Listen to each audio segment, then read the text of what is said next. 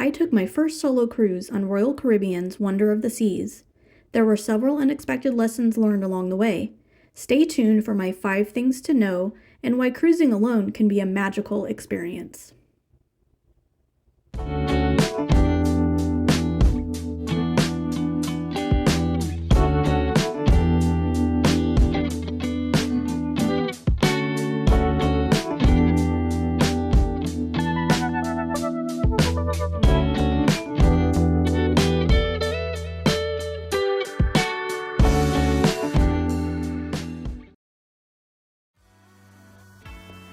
Hi all, and thanks for the watch. I decided to travel from the West Coast to Fort Lauderdale in April 2022 last year to board the newest, largest cruise ship at sea, Wonder of the Seas. This was a 7-day Western Caribbean itinerary which visited Roatan, Honduras, Cozumel, Mexico, and Perfect Day at Coco Cay in the Bahamas. For me, the ship was the destination. I had never been on a new ship or even close to this size.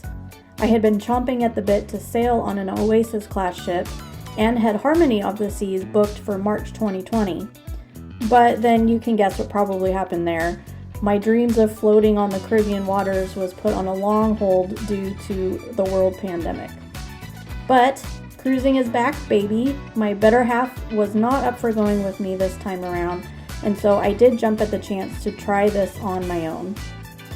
So, what are 5 things to know or key things that I learned along the way that will help you in planning and enjoying a solo cruise? Number 1. Anonymity is nice, but expect to make some new friends in unexpected places. I met and chatted with several great folks throughout the week.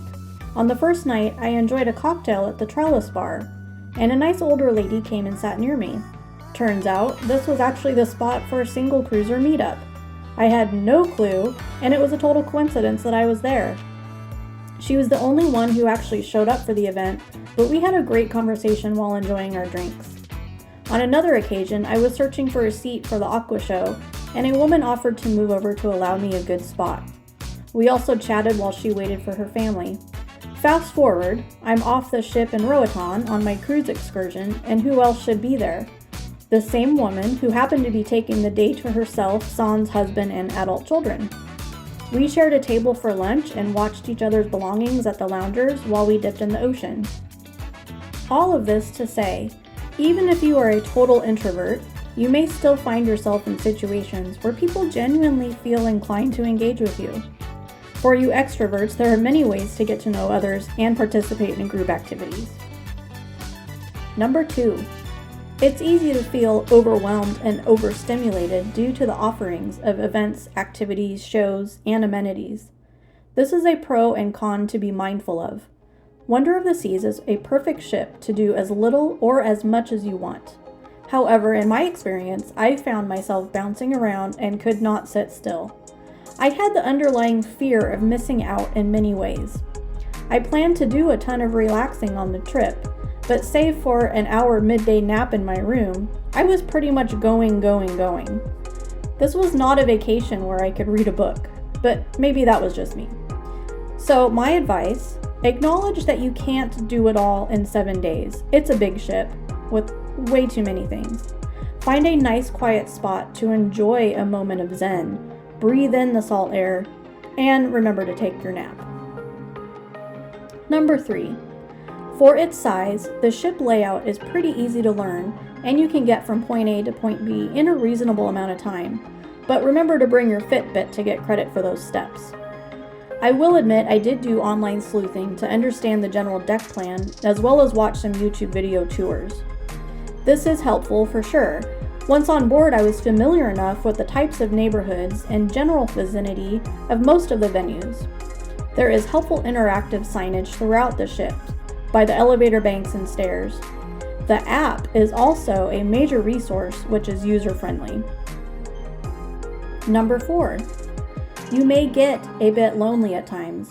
Seeing and doing so many memorable things on your own is fantastic, but we tend to want to have someone there to share it with us. You may want to leverage tools to stay connected. I purchased the Key for this sailing, which included the Surf and Stream internet package. You can also just purchase the internet package on its own.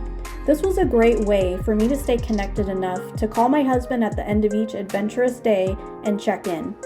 I went to bed each night much happier that I was able to share some highlights from my day, and this made him feel at ease that I was being safe and enjoying myself. I also used the ship internet to post on social media so that my friends and family back home could interact. Number 5. Ramp up your solo adventure by trying something new and out of the box. Keeping personal safety in mind, strive to do something new to you and outside of your comfort zone. Taking a solo cruise can feel very empowering. It takes a certain amount of confidence to travel alone, and you will be stronger for it. Above and beyond this, I would encourage anyone considering a solo vacation or cruise to participate in at least one activity that they have never done before that will bring them personal satisfaction. For me, this entire trip was a bucket list item. However, I also found myself in a spontaneous mood while visiting Mayaiki and Roatan. I love snorkeling, but am strangely nervous to do it on my own.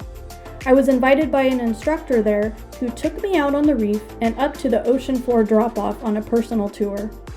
For some, this may not seem like anything crazy, but for me it was very exhilarating, and I'm so glad I said yes to something I had almost talked myself out of doing. To wrap this up, I loved my solo cruise vacation, and most definitely will do one again in the future. If this type of travel piques your interest and fits in your budget, I say absolutely go for it. I hope this helps you in deciding if a solo cruise is right for you. If you found this insightful and enjoyed the video, please consider liking and subscribing for more travel and cruise content. Big thanks, and I hope to see you on the next video.